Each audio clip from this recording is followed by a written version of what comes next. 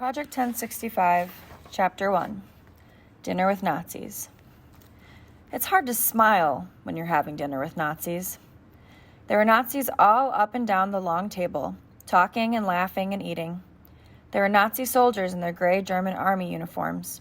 There were SS officers, member of Adolf Hitler's private protection squad, in their black uniforms and red armbands.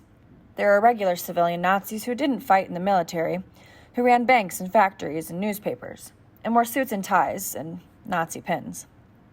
And then there was me, Michael O'Shaughnessy, wearing my brown long-sleeve shirt, black shorts, white knee socks, and black hiking boots polished to a shine. And just like the SS, the most fearsome killers in all the land, I wore a red armband with a big black swastika in the center of it. The hooked cross symbol the Nazis plastered all over everything. I wore the uniform of the Hitler Youth, Germany's version of the Boy Scouts, because I was a Nazi too.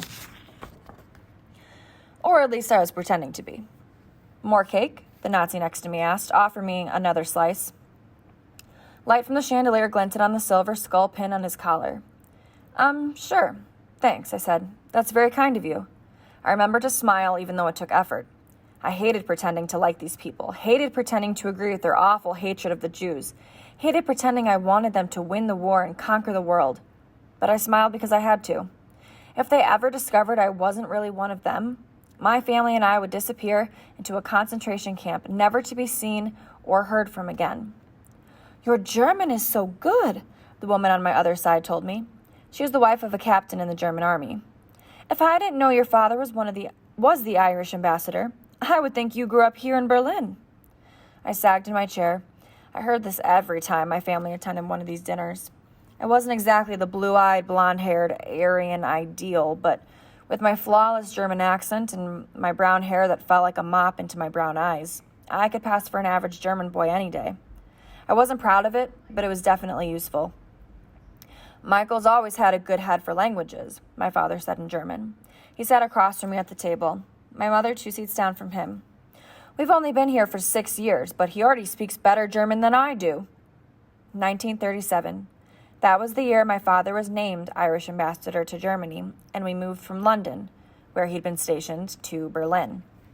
It was 1943 now, and I was 13 years old. Things had changed so much in those 6 years. Berlin had been a wonderland when I first arrived, all towering columns with eagle statues on top and red flags fluttering from every building, and parades 10,000 people strong.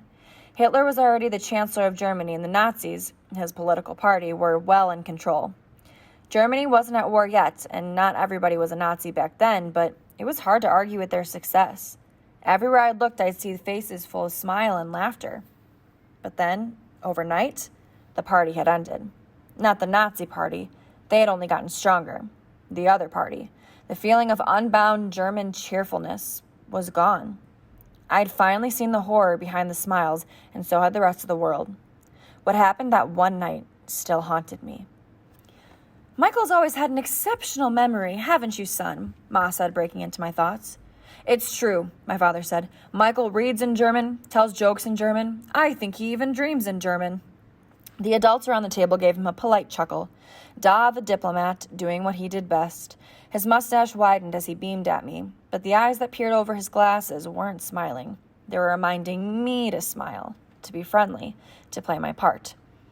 I picked up my glass of grape juice and took a drink to hide my frown. You are a better German than some Germans, the Nazi who had offered me cake says. His name was Trumbauer, and his rank within the SS was Obersturmführer, which meant senior assault leader. He was a tall, thin man with slicked back, jet black hair and a nose like a parrot's beak.